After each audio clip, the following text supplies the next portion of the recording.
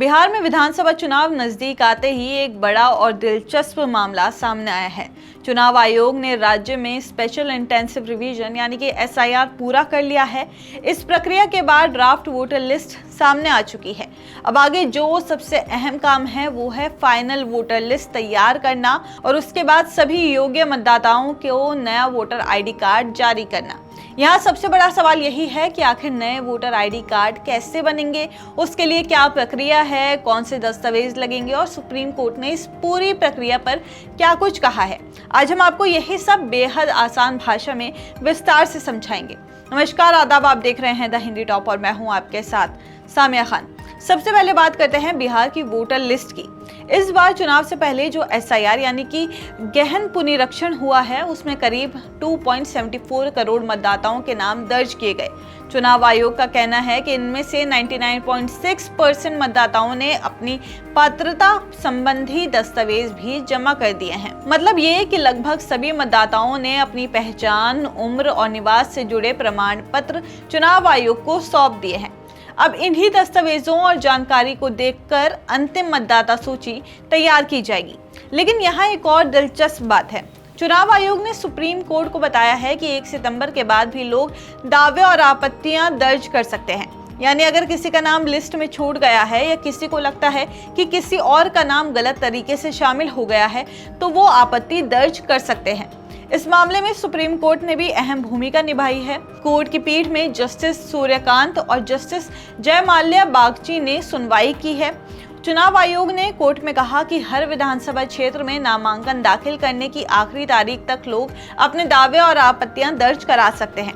इसका मतलब ये हुआ कि ये प्रक्रिया चुनाव के ऐलान और उम्मीदवारों के नॉमिनेशन तक चल सकती है।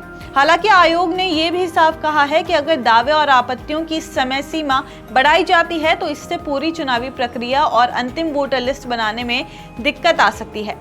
कोर्ट ने भी माना है कि बिहार में SIR को लेकर जो भ्रम की स्थिति बनी हुई है वो लोगों के विश्वास का मुद्दा है, इसलिए सुप्रीम कोर्ट ने एक बड़ा आदेश दिया है। कोर्ट ने राज्य विधिक सेवा प्राधिकरण यानी कि SLSA को कहा है कि वो पैरालीगल वॉलंटियर्स को तैनात करे।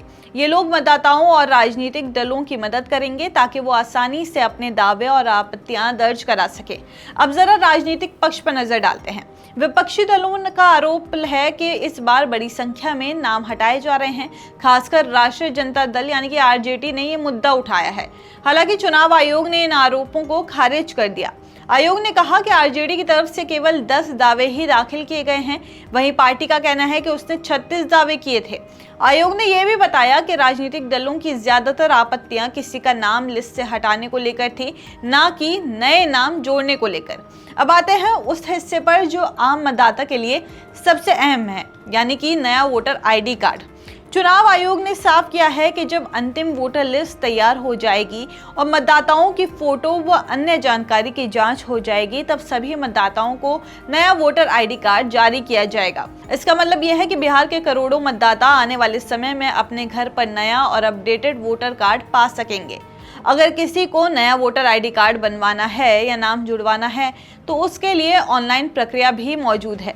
सबसे पहले आपको नेशनल वोटर सर्विस पोर्टल यानी कि NVSP या बिहार के मुख्य निर्वाचन पदाधिकारी की वेबसाइट जो हमारे डिस्क्रिप्शन में आपको मौजूद मिलेगी, यहाँ अपने मोबाइल नंबर और ईमेल ID से रजिस्ट्रेशन या लॉगिन कर सकते हैं। फिर आपको new registration for general electors वाला विकल्प चुनना होगा और फॉर्म 6 भरना होगा। इस फॉर्म में अपनी सही जानकारी भरें जैसे कि नाम, जन्म तिथि, लिंग, पता, मोबाइल नंबर और परिवार की डिटेल्स। इसके बाद जरूरी दस्तावेज अपलोड करें। आवेदन जमा करने के बाद आपको एक रेफरेंस नंबर मिलेगा जिससे आप अपना आवेदन स्टेटस ट्रैक कर सकते हैं।